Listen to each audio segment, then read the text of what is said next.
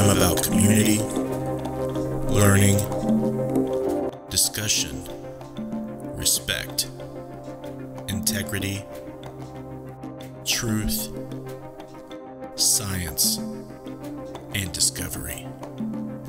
Welcome to my Paranormal Soapbox.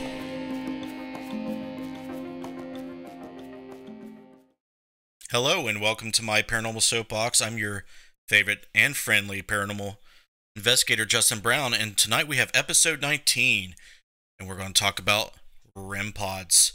And I know you guys have been voting on the poll over there on the blog page about which ones you guys want me to talk about. So if you don't see your favorite topic on the show week after week, feel free to message the Justin Brown blog page or email me at justinbrown@interfacedeath.net with your ideas about what I should discuss on the show, because eventually I will run out of them. So I will have to rely on you guys to give me some ideas, right? So I see some people streaming in from Facebook and YouTube. Thanks very much for joining me this evening. We're going to go over here and talk to Derek Schreiner and Jessica Bias. What's up, guys? Hi, how are you? I'm drinking coffee, trying to stay awake. Right. Can you hear me now? I can hear you now. Awesome. I got to reach up to hit the button. I'm not used to doing that. I'm used to doing it on the computer instead. I'm using the phone. Right. It's more than clunky, I would imagine. Oh, yeah. My arms don't reach that far. T-Rex problems, hashtag T-Rex problems. Exactly. Yeah. All right, guys. You know the drill. If you're a first-time viewer, Derek and Jess are going to be monitoring the comments, looking for ones to read off. And if you have any questions, they will read off your question when I go back to them periodically through the show. So if you have any questions, we'll get back to these guys and we'll read them off and we'll start interacting with you. If you have not watched this show before, I urge you to check out all the links in the description. We got a lot going on right now. We're in like full-fledged paranormal mode. Got a lot of shows going on, a lot of videos being produced, all kinds of stuff is going on. So, all right, guys, I'll get back to you here in a second. All right, REM Pods, right? They're used a lot. We use them. I use them. I see a lot of people use them. They gain popularity in the paranormal TV shows. I'm not aware if they were used before Gary Galkus started building them. I imagine some form or another they've been used, but we're going to go over what they are, how they work, what the theory behind REM Pods are, and whether or not I believe in my experience and years in the paranormal field, if they are good tools or not. So before we get into all that, pretty much what they are is it's a device that generates an electric field, and it works off this physical or this principle called capacitance. Okay, and what that is just imagine for a moment you have an electric field, and it's just like this energy field that emanates around the antenna.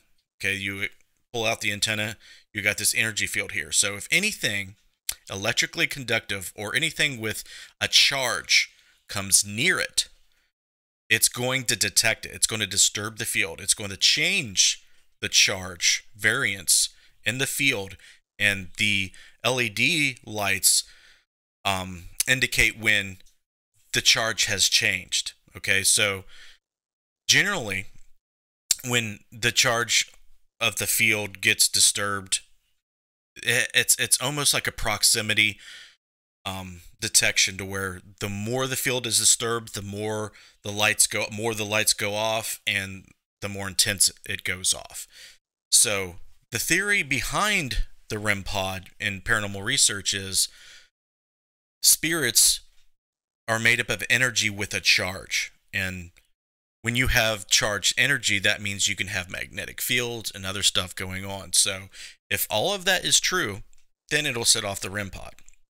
Well, the fact is we don't know if it's true or not. It's based off of theory. So can it detect ghosts? We don't know. Okay. There are occasions to where the REM pod is going off and something's tripping it anonymously, right? But we can't be entirely sure. Now I'm going to talk about some things that I have learned that try to help narrow down the false positives caused by REM pods, and we're going to talk about those real quick. Now, the first thing that I found out that sets off a REM pod is walkie-talkies, okay? If you use walkie-talkies on an investigation, the radio signals coming from the walkie-talkies are at a frequency that sets off that REM pod a lot, okay? So knowing that information, if there's any two-way radio traffic going on in your area, that could be definitely what's setting off your REM pod. Now, with that being said, I want you guys to conduct your own experiments. If you have REM pods, get some walkie-talkies of varying strengths and, very powerful, varying powerful outputs, and experiment with them. Try to figure out how far away and what orientations the people using them have to be where it's not affected, and then find out all the ways that are affected. Can someone be driving down the road next to a house with a REM pod, hit, key it and see if it sets it off? All that is really, really important. And I know this, requires time and effort, but if we do that, I think that's a really good idea. Another thing that I found out that sets off REM pods a lot is fluorescent lighting. Anything that uses plasma as a lighting source, all plasma is ionized gas inside a tube, okay? And that's got a charge, and it's got a high charge. It's going to set off a magnetic field bigger than crap. So if that's anywhere near your REM pod, it's going to set it off. Anything to that degree. Now, as far as I've seen, Wi-Fi can set off a REM pod too. Depends on how close it is and how strong it is, okay? As far as I could tell in my test, cell phones rarely ever set it off, but cell phones in conjunction with Wi-Fi can set it off. And for example, if you got a REM pod sitting in a room and the Wi-Fi is running, it's not being set off at all. But if you enter the room with your phone connected to the Wi-Fi, that might set off a REM pod, and that needs to be tested. So I want you to be aware of that. If you control your environment, if you turn off your Wi-Fi, turn off the fluorescent lights, try to go out in the middle of nowhere where no one's keying up a bunch of radios everywhere, then you can use the device for better research. And what you want to do is link REM pod hits with other things. Now, before we go into these other things, let's talk about some other things that I have learned to do to try to tell whether or not something's triggering it can be explained. What I've found out that K2 meters are very sensitive to a large spectrum of electromagnetic frequencies. Like, it goes from 50 hertz all the way to 200,000 hertz. So that's a huge range. So if you set that K2 meter right next to the REM pod, and if you get a hit on the REM pod and not on the K2, it is very, very safe to say that something from, that range is not setting off the REM pod from outside. Something's actually super close to it and, just manipulating the device without causing, an EMF, an outside EMF. So if you do an experiment, if you sit down a K2 meter next to a REM pod and just touch the antenna, your hand will not set off the REM pod, but the hand won't set off the K2 meter rather, but it'll set off the REM pod. So that's what you want to get. So if you're coupling EMF meters with your REM pods, use the K2 is really, really good because it has a high range. You don't want to use millimeters or tri-field meters or anything like that because they have narrower ranges. So that's what I suggest you do, and that's what I have done, and it's been really, really useful. That doesn't mean if you get a K2 and a REM pod hit both at the same time, that doesn't mean it's not paranormal, but most likely it isn't. And what you need to do is have a list or a knowledge of things that does set off the meter. Okay, now do I believe that if we can get an anomalous hit on a REM pod, it's possible that it's paranormal, but we just don't know. I just want to make that clear. A REM pod hit on its own isn't a clear indication of a ghost, okay? But if we get a REM pod hit and we can connect it with an apparition, we can connect it with something that is really, really clear as something associated with ghosts or hauntings or something of the spiritual nature, then we can start to make the steps, go forward into the determining whether if something's a ghost or paranormal or not. A lot of times we like the blinky gadgets and we get that instant feedback when they go off, and we try not to, use critical thinking and skepticism when they go off. And it can be difficult. So that's what I'll initially say before we get into the comments. I see some comments rolling there. Do you guys want to address any of them? In the YouTube, Yeah. Truth Paranormal, he's just basically what you're saying is what he is saying as well and agreeing with. And certain IR lights can also set off REM pods. With or without Wi-Fi, if you live in the streaming with your phone, you're going to set off a REM pod. Marine radios and CB radios as well. I have not seen evidence. Go ahead. And he said, do not use a REM pod at Hales Bar Dam. I have not yet seen a REM pod being set off by infrared light yet. I have not yet seen any evidence of that. And he says he has evidence of it. I just haven't seen it yet. And I have tried exhaustively. I've flooded a REM pod with a 60-watt deadlight, and I cannot get it to go off. So I am very eager to see why he thinks that. Because infrared light doesn't have enough charge to it that I've seen to set it off. Now, it can set off motion detectors because they use infrared sensors. But I haven't seen the REM pod yet. Go ahead before you get to anybody else. That's it. But shout out everybody if you would. Sam was on Truth Paranormal. Landon Wells. That's all I see. That's been in the chat so far. Alrighty, Derek, what's going on Facebook? Scott, you answered the second part of Scott's question. His first part was, do you think that paranormal TV shows are using REM pods because they're easy to influence? I don't want to just jump out there and say that they're like faking things on purpose. Like, what you can do is a wireless key entry to your car or any device like that can set off a REM pod. Okay, if you put a REM pod next to you and you got your car sitting in the driveway, you can hit your keyless entry and set off a K2 meter. And I have in some scenarios seen it set off the REM, but I don't think most of them don't. But when the device goes off, they don't try to debunk it. They just say, "Oh, look, it's going off." So, right. Yeah, they do that.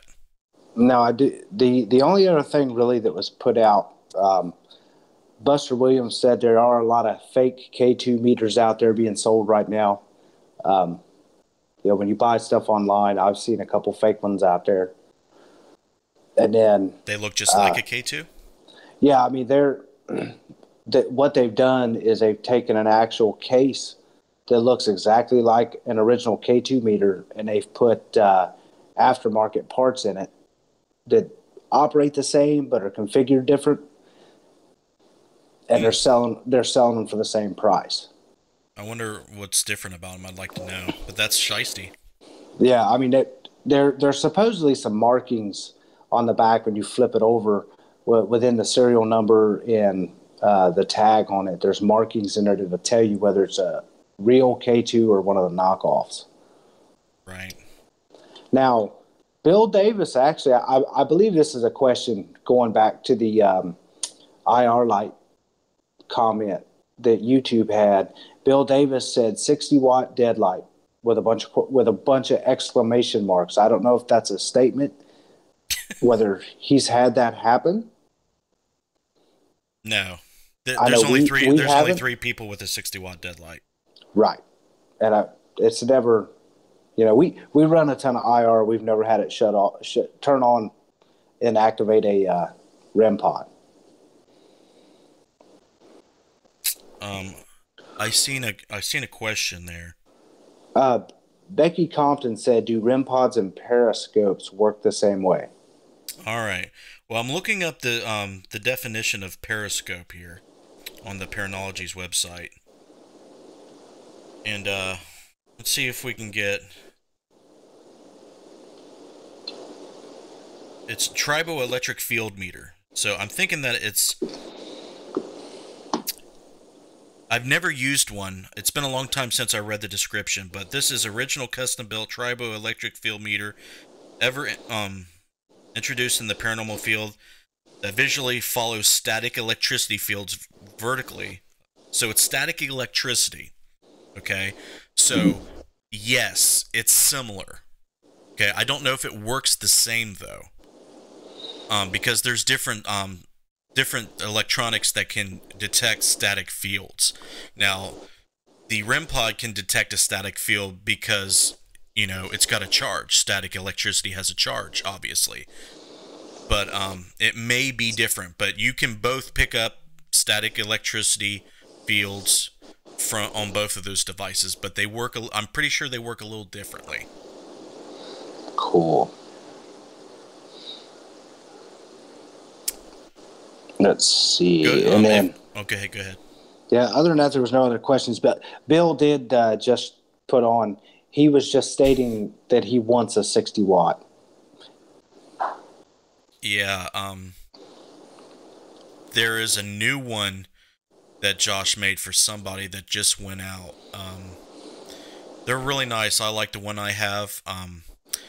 But I'm waiting for the second generation electronics. I'm eager to see that. I don't think it went out yet. It didn't go out yet? Okay. No, not yet. I think he was wanting to do something to it. But Truth Paranormal said that he has not been able to set it off with a dead light. It's just a specific type that uses the TV remote, like it sends a signal, and then there's a certain IR lights and the paranormal investigators use that can set them off. I don't know which ones, like, how are they different? I don't get it. Maybe if he was more specific about what lights set it off. I don't know. Yeah, I'm not sure. But Landon says the moral of the story: everything we use can give you a false positive. So use your damn brain. That's right. Amen to that. Right. That's what we advocate on the show when we talk to people, do lectures, and try to educate. Derek, did you shout out everybody on Facebook? I want to make sure that we shouted everybody out. No, not yet. We're at 11 viewers right now. Okay. I got Diana, Christy's on, I was on, Scott was on, Sam Thomas, Bill Davis, of course, Dan Porter was watching. Let's see, Cindy Griffin was watching, Buster Williams. I think it's pronounced Deidre Nikolai,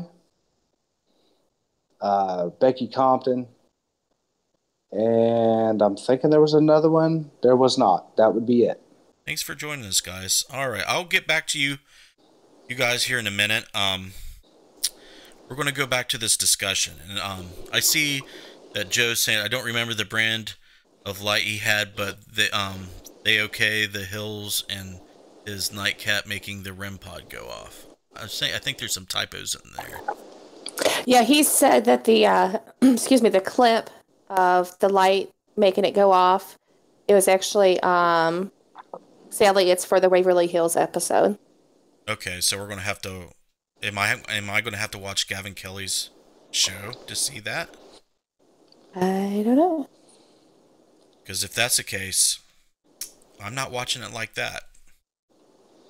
All right, so REM pods. The periscope is similar. Static fields may indeed. Go ahead and mute yourself, guys. I can hear a little bit coming through there. But static fields may have something to do with paranormal phenomena. It's a theory that needs to be tested. If spirits have anything to do with EMF, have anything to do with any type of charge, then it's going to come across on other devices.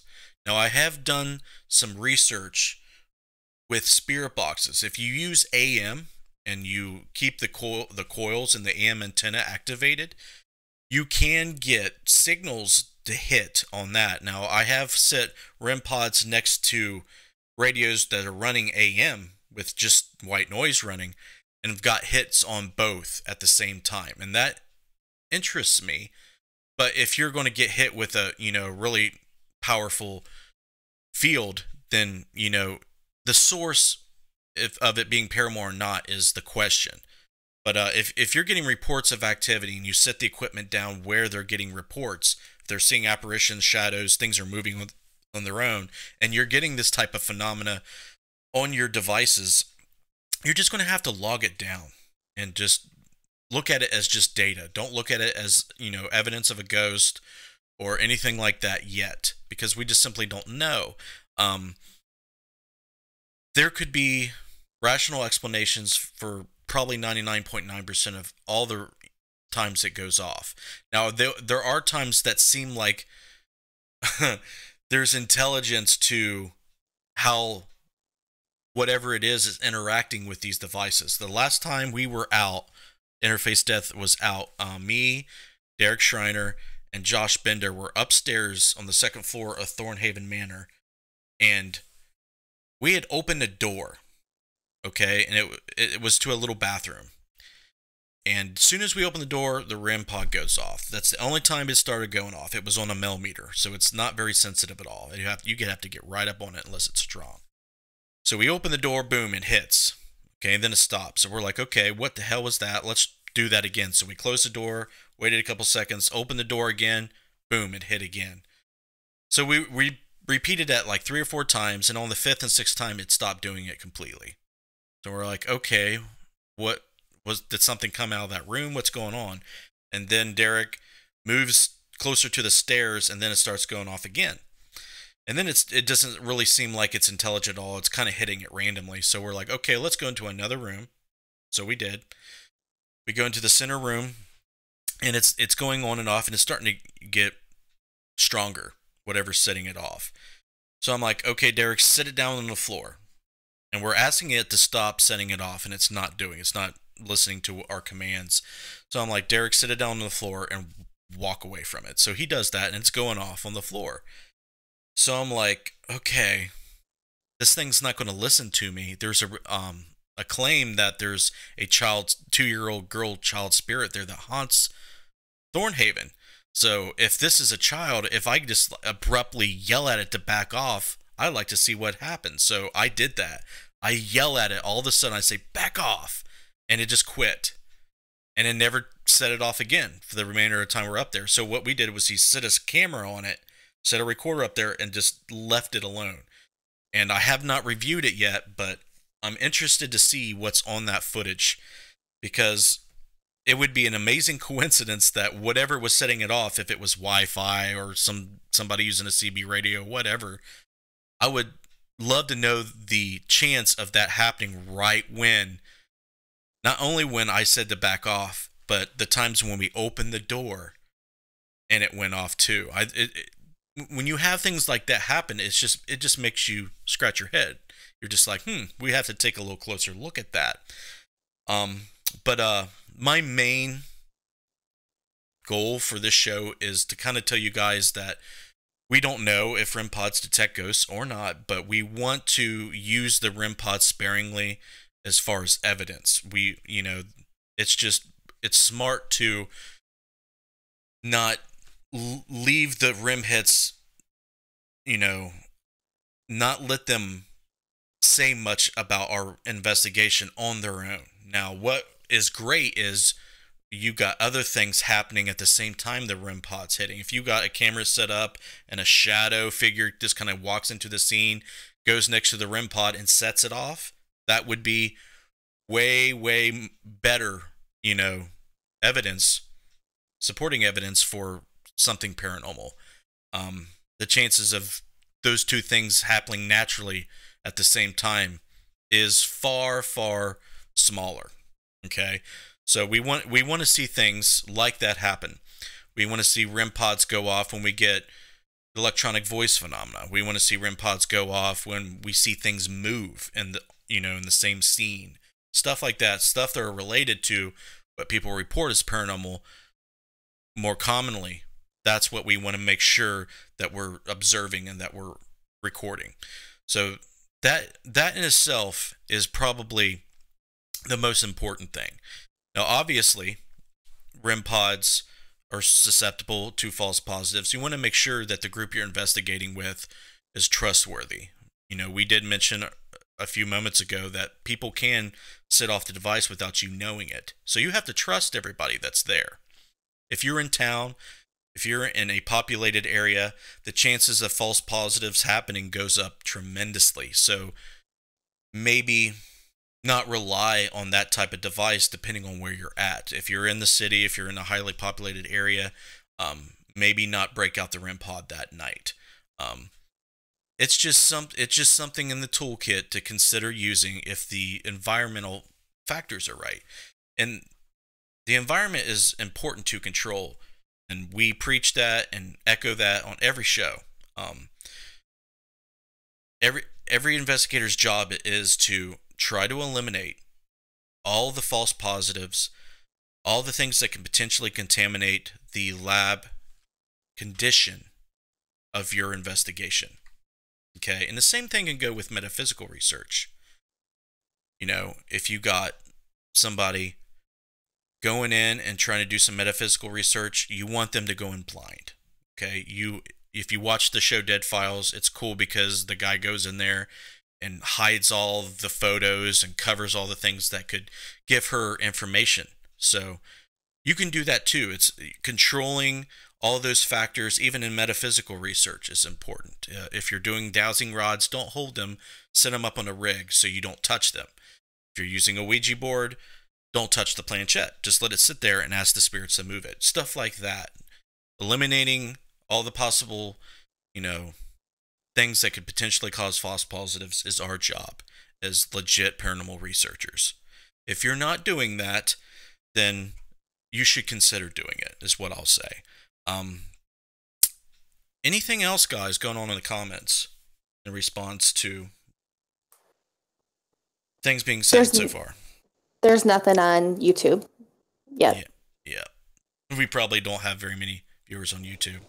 It says 9. It says 9. Come on, guys. I know you have. I know you have feedback.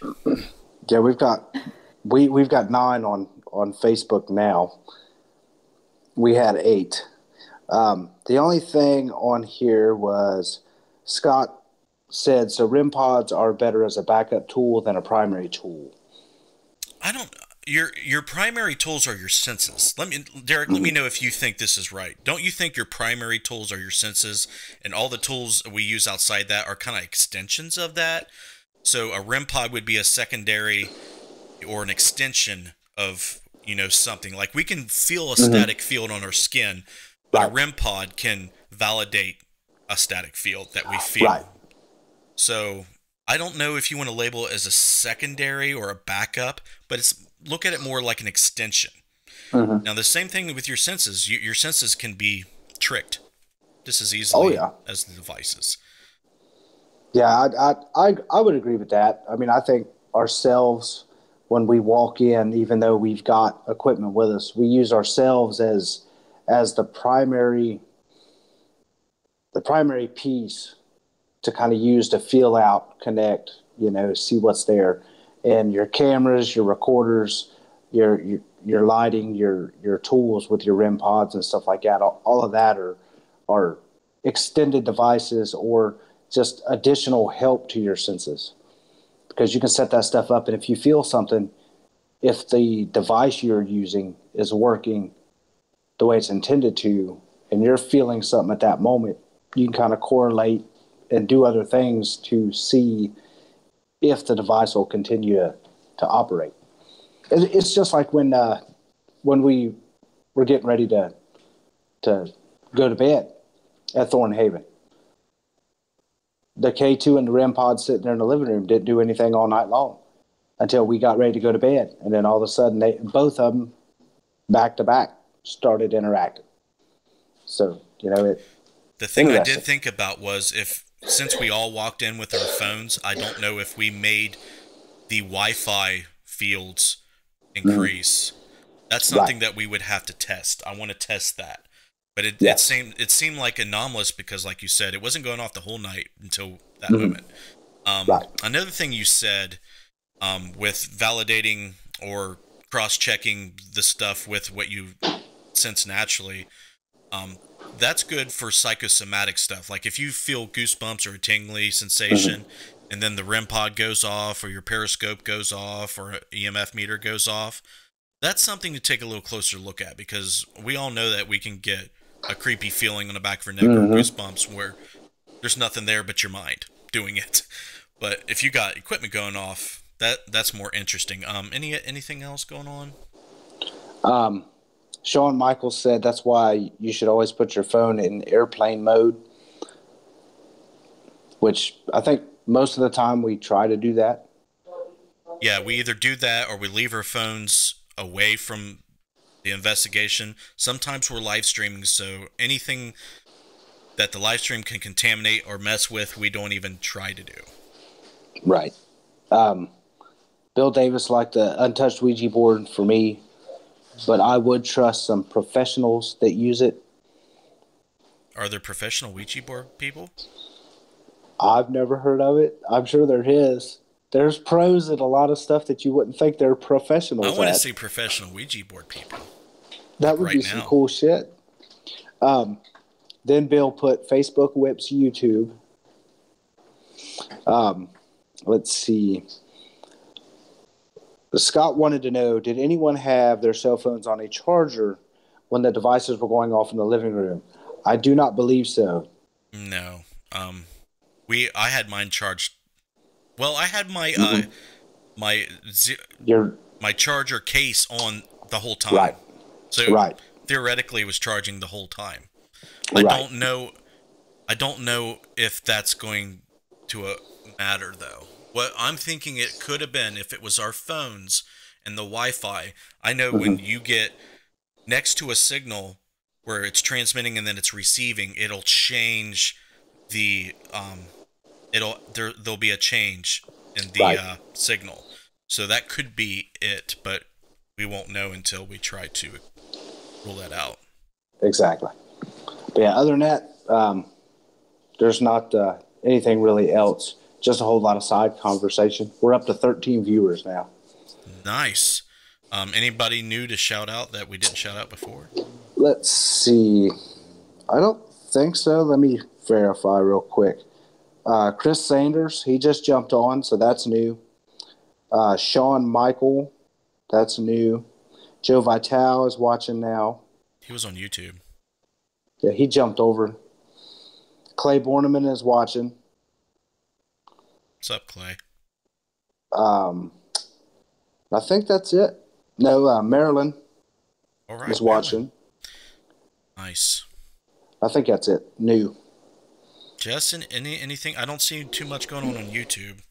Nope, everybody's pretty quiet. Well, Christy and I were having a conversation. I see. All right, we'll get back to you guys. Cool. Sounds good. All right.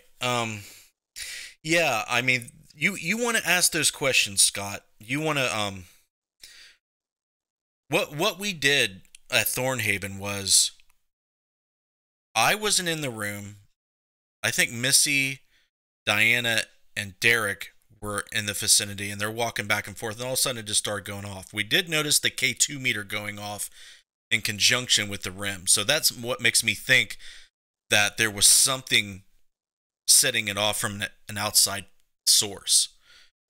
So I need to find out what that is. I don't think there was anything walking up to it, touching it, that we couldn't see because of the K2 going off. So it was definitely something. I know that there was some reports of the Wi-Fi setting off the REM pod associated with Thornhaven. So that would be the first thing that I would consider that would do it. But we want to know why that it was going off at that time and not any other time. I did know that in the basement where you asked what that was a Wi-Fi router.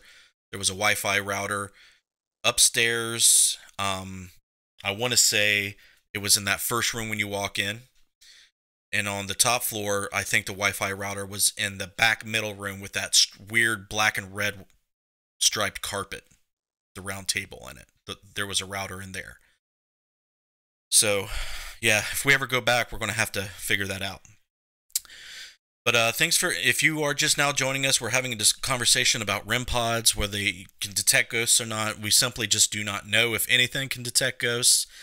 I want to say that Interface Death tries to be skeptical, and they try to use science. They try, and they do. There's a lot of things that we try to do that we have stock in outside of science and outside of a materialistic world, okay? Most of us, in general, believe in spirit, believe in some type of metaphysical presence in reality. That currently is outside the understanding of science. Currently, it doesn't mean that it's never going to be explained. I believe that it will be explained. I believe that it is possible that people who have passed, their consciousness can survive physical death. I believe that 100% with every fiber of my being because of my experiences, my profound experiences. They're rare, but profound when they happen. With that being said, we have to stay objective.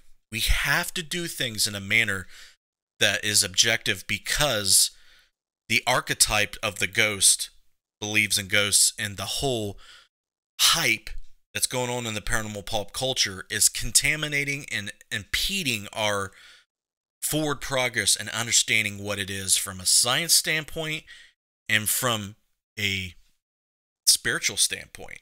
Okay, our minds can play tricks on us all the time.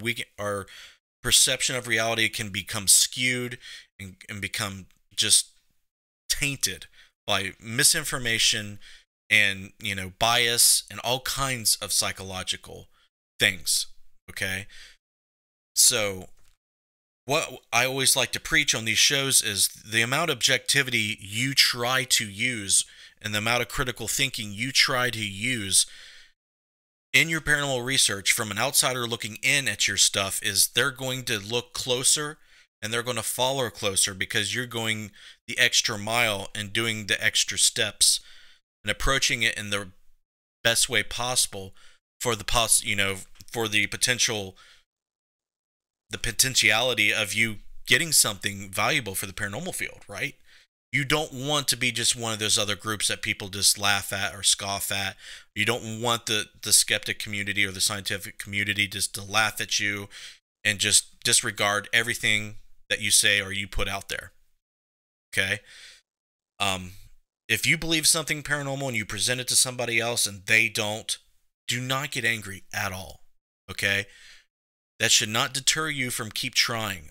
Allow that feedback to impact what you do as long as there's some kind of constructive, aspect of it that can make you better. Okay? The less we try to get upset about people giving us that negative and constructive feedback, the better we will be. Okay? Document, document, document. Everybody should be recording video and audio all the time. Okay? If you have a device, record it. Okay? Visually and, record audio. Okay? All the time. Because if you don't, you cannot research it. Of course, yeah, you're going to have, you can remember what happened, but here's the thing about the senses. Okay? You can see something, but your eyes can play tricks on you. But if you're recording it, you can roll it back, you can watch it again, you can have other people watch it. So now there's more value in that type of data. Your memory is flawed. It's bad. Okay? Memory is bad. So always document. Always have cameras rolling. Always have good audio going. And try to do your best to do that.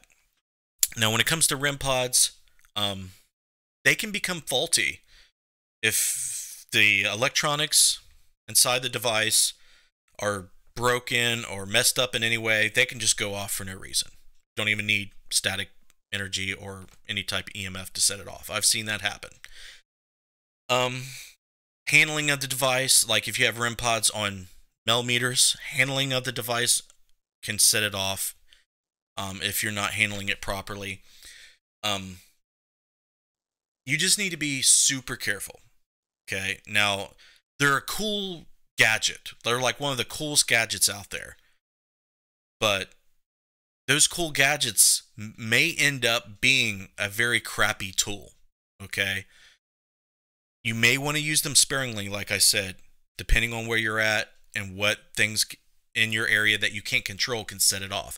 Someone could be walking down the sidewalk, hit the keyless entry to their car to get into the car, and it could potentially set off your REM pod. That is how delicate and touchy it could be. Okay.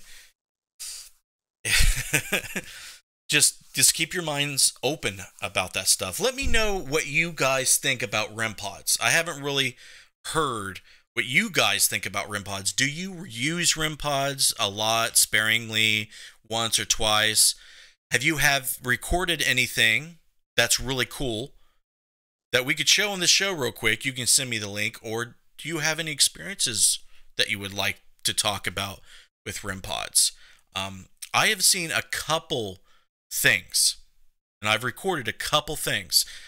I can show you guys something really quick. If you want me to show you something that I believe that is completely nuts with a REM pod, let me know in the comments, and I'll show it on the show real quick for you. We have 15 minutes left. But I want to know what you guys think about REM pods. Do you use them? Do you have a story? Do you have a cool capture with the REM pod? Do you have a cool interaction with the REM pod? What say you guys? We'll go back to these guys. Anything going on in YouTube there, Jess? I don't see much. No. All right. Anything on Facebook, Derek? Not really. They're just kind of chit-chatting back and forth. Oh, here we go. Vicky Allen just put a question up. How do you document when you get woke up in the middle of the night, then you're wide awake? Let me scroll down a little bit more here and see if I can open this up, because it just kind of popped up and it was like, whoa. A long one. Yeah. I wish they'd get this fixed with the app. I can see it now. Vicky Allen Cousins. Yeah. How do you document when you get woke up in the middle of the night and then you are wide awake and still have something pounding under your bed? You set up a camera and hit record before you go to bed, and make sure you sit it in a corner and that you have a wide angle facing you, your bed, and as much as the room possible, and record yourself sleeping. Uh-oh, Derek, I lost your video. Yeah, I'm in low power mode. Uh-oh. you're There we go, dying. I'm back. Yeah. I thought it was, well, it probably only had about 80% when I started, maybe less than that. Okay. But yeah, I've got no other questions. They're just kind of chatting back and forth. They want to see it. They want to see. Okay, I'll get back to you guys. I Cool. have this footage. Okay, let me get rid of my Google Hangouts here, and we'll go to YouTube. We'll just bring it up on YouTube real quick. I have this footage from a big underground structure. It was used as the Underground Railroad, and there's a crazy story behind it, right? And the story is that in the mid 1800s, there's this guy named John O. Waddles bought up this area in Utopia, Ohio, and he had a spiritualist movement going on. There was a lot of communes that were popping up, and in that area. And he was a psychic medium and a Quaker, and he had this group of people that believe that he can communicate with spirits, and they kind of used that as a religion in a commune. So they were almost all wiped out by a flash flood, but they used this underground structure to do the whole psychic sessions or medium sessions, to talk to the founding fathers, talk to dead relatives, all kinds of people like that. So let me go through here and bring it up on YouTube for you guys, and we'll have you guys take a look at it. Spirits of the Underground. That's what we want. Spirits Here we go. Let's see if it's in 1.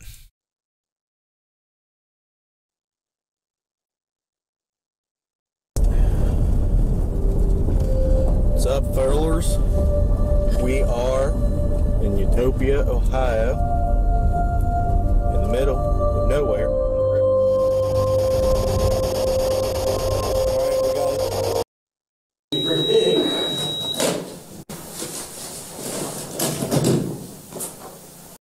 Alright, let me set this up for you.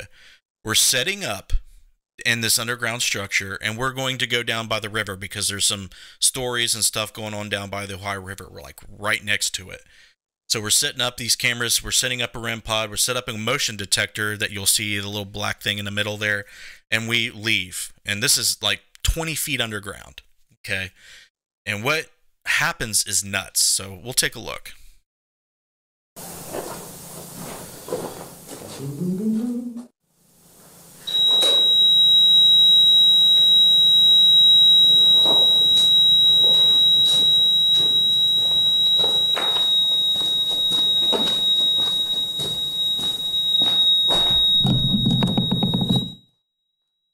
What you're hearing now is the motion detector going off.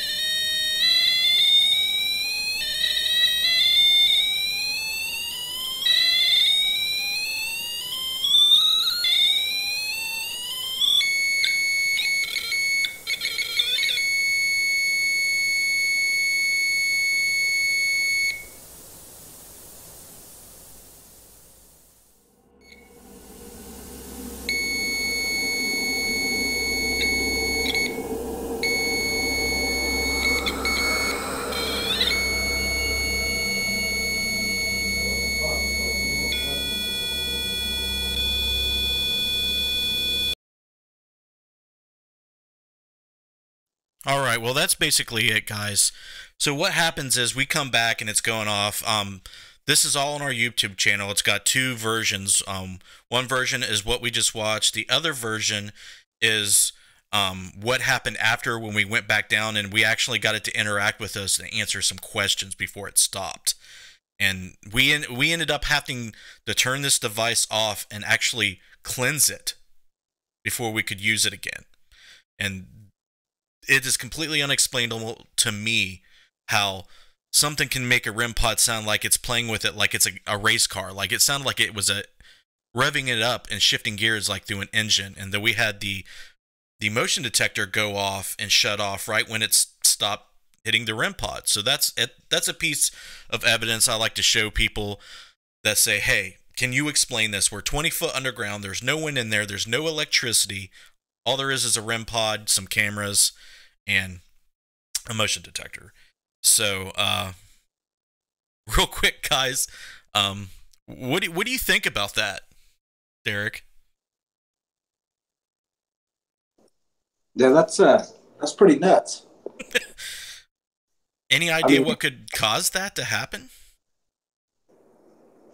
To me, there's nothing down there that's going to cause it. I mean, the cameras aren't going to cause that to happen without the cameras moving back and forth, and something physically being around it. They're not putting off that much of a electro field or even enough power through the battery packs to make all that go off.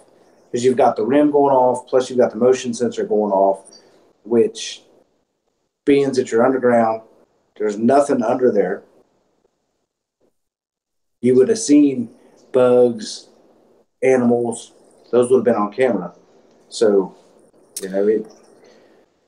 it's very intriguing. Yeah, because there was nothing captured by the camera. There was no anomalies captured, which everybody knows that capturing any type of an anomaly, a figure, a shadow, it's virtually impossible. It happens very, very right. We did catch voice phenomena right before this started happening, Sam, but I did not show it. Right. And I will link here. Let me link this for you guys real quick. There's 1 and 2, okay? I will link this for you guys and let you guys watch version 1 and 2 and let me know what you think. Ooh. But I just wanted to show that real quick because we're talking about REM pods, and that's probably there's another piece of footage I've seen Matt Benton capture. I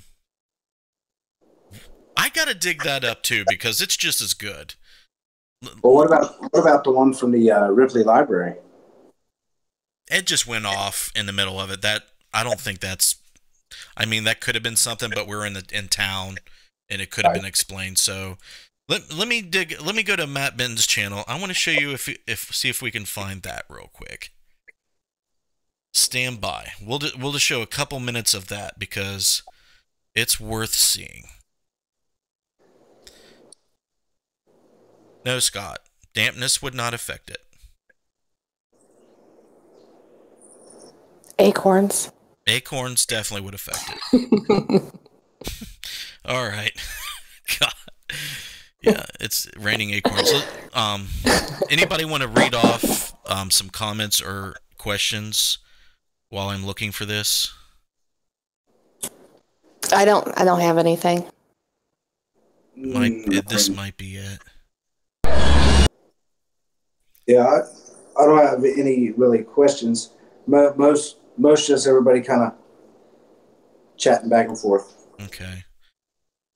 Trying to find this piece. Oh, okay, here we go. Here you guys go.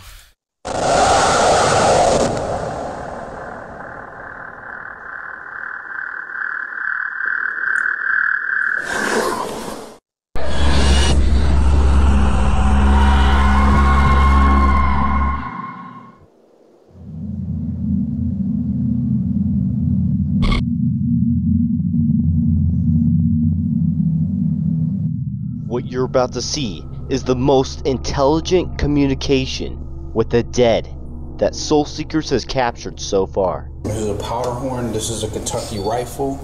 It's going off again.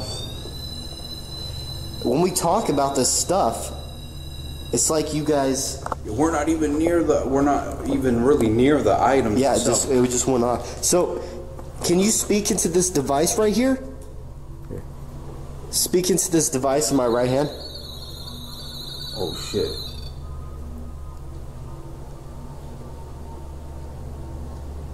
Did this gun kill you? Was this your weapon? Okay. Yeah, so this was your weapon, huh?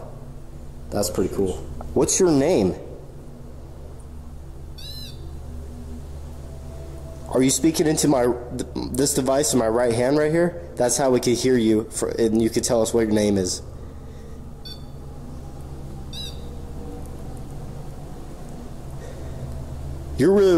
This is really, really cool. We are liking you. Why don't all spirits do this with us? Just talk to us like this.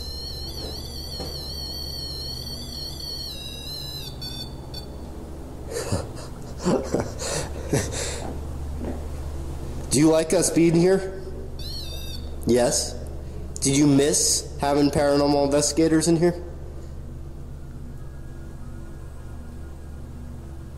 I don't think it did. So you don't miss having paranormal investigators here? Do you even know what that is? Paranormal? Well,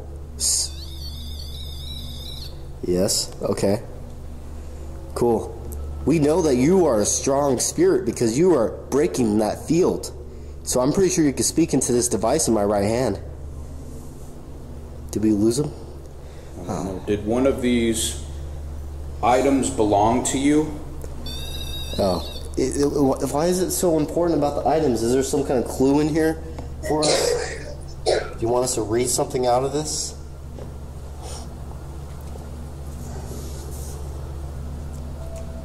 Let's New Orleans. Were you in the New Orleans battle? Kentucky.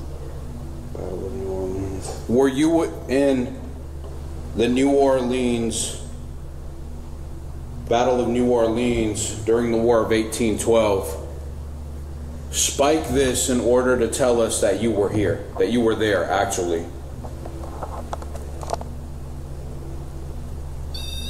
Yes. That's so cool. That's fucking strong, though. I know, you are a strong spirit. How do you build up all this energy? Is it because of all the EMF and water that we're surrounded by? Yes. That's cool. You just gave us some paranormal information that most paranormal investigators wonder if that's true, and you kind of backed that up for us. Did you get killed in New Orleans? Were you killed there? Yes. Okay. What the hell is that? Okay, we know that you're killed there. Thank you for serving for our country. What the fuck was that? You're freaking awesome, you know that, right? We wish we get more spirits like you.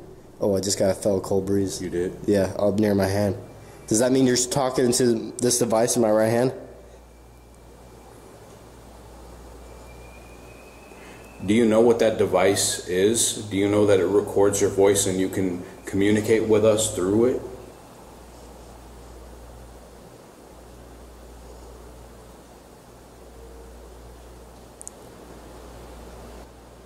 Did you hear that woman? We just heard singing. We just heard singing. We just heard a singing woman upstairs. And we caught it on this voice recorder. I know we did. Yeah. That was most likely metal.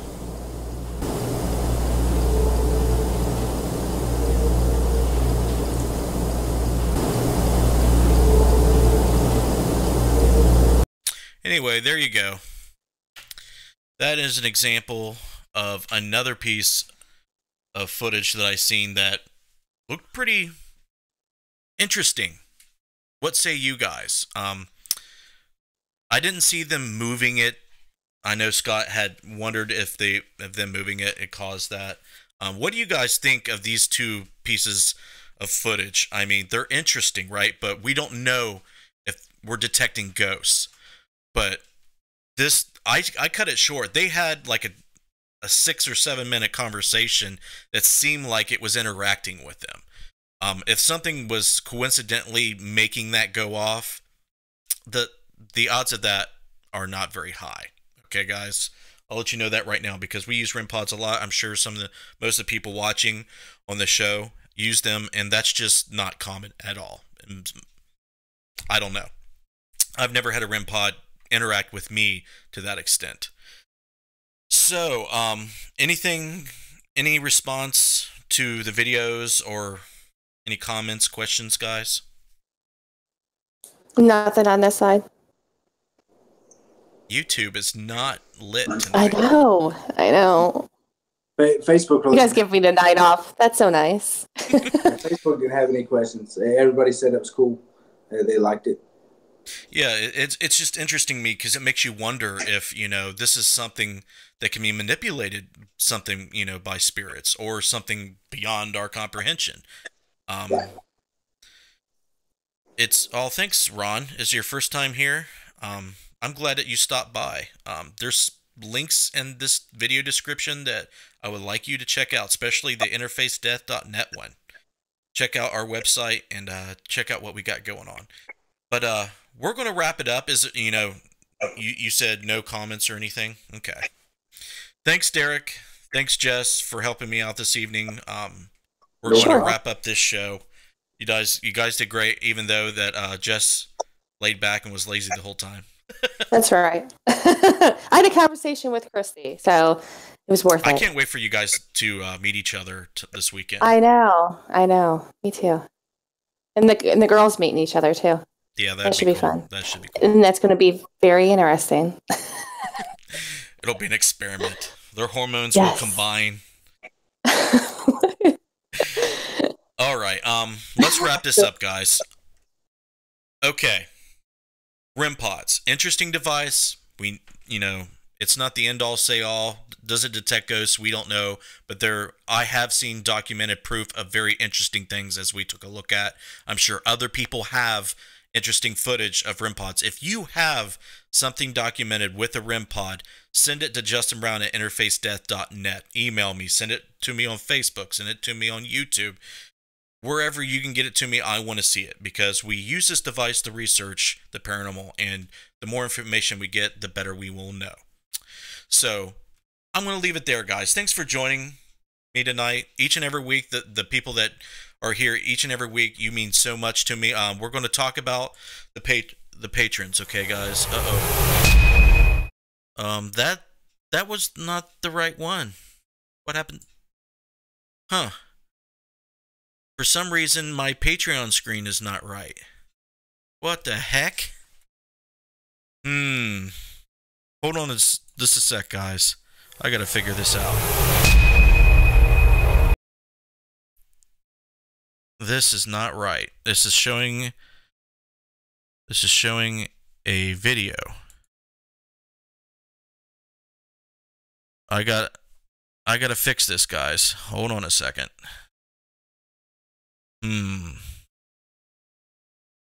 Okay, turn off the background. That's not it. Well, there we go.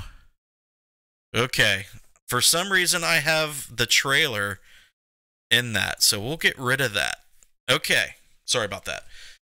If you would like to support not only these live shows, but all the paranormal research that we do, all the video productions we put out there, everything underneath the Interface Death umbrella and everything that we're affiliated with, you can do so financially if you want, anywhere from $1 a month on up. Now, Patreon has tiers of different levels that you can pledge each month, and you'll get rewards depending on how much you pledge. So if you like what you see, if you're a new viewer or have not decided whether you want to pledge on Patreon or not, go check out the link in the description. It's patreon.com/interfacedeath.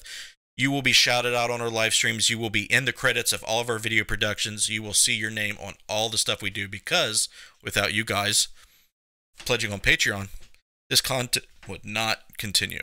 So Christy Brown, Clay Borman, Matthew Jackson, Matt Benton, Danette Goldtrip, Landon Wells, Gwendolyn Guthrie, Jessica Bias, RJ Murphy, Liz Coy, and Bill Davis. And I forgot to put Scotty Fox up on this one. Let's see if we can add him real quick. He had an issue with his bank, so we'll put Scotty back up in here, and we'll be done with that. So Scotty Fox. Scotty is a huge supporter on Patreon and has been on this channel, on the YouTube channel. So much love to Scotty Fox and everybody else on Patreon. Check us out on interfacedeath.net. Check out all the links in this video description. Stick around if you are a first-time viewer. We have some video promotions that we want you to watch. Check out Deadlight LLC on Facebook. Got a lot of stuff going on. We have a newsletter describing all of our updates this weekend. We're going to Mothman Festival. We're going to have a great time. We're going to meet up with Alex Bob, and we're going to do a lot of cool stuff this weekend. We got a ghost walk in Chillicothe the weekend after, and then the world's largest ghost hunt, guys. September 29th, we will be at the old Blackford County Jail in Hartford City, Indiana. If you are in the area, you can buy tickets to that event. You can investigate that jail with us and contribute to the world's largest ghost hunt experiment, which is a very interesting thing, to where we try to see if a collaborated world effort can spark more paranormal phenomena if we're all trying to do it and all trying to connect. So we're all connecting together on a live stream called Shindig. We're all going to do a collaborated effort that night. So if you want to investigate with us, go to interfacedeath.net. You can check out the event and get tickets there. You can go to Facebook. The event is on our events page on Facebook at Interface Death. You can check that out, get tickets. If you have trouble, email me, message me. I'll help you out. So I'm going to leave it there, guys. Thank you very much. You are in my heart. I love you guys. Tomorrow night, we have Necromancer at 8 p.m. We're going to have Holly Mullins on. She's really interesting. I've been wanting to talk to her in length for a long time. You guys know the drill for next week. Same bat time, same bat channel. You guys have a good one. I will see you next time.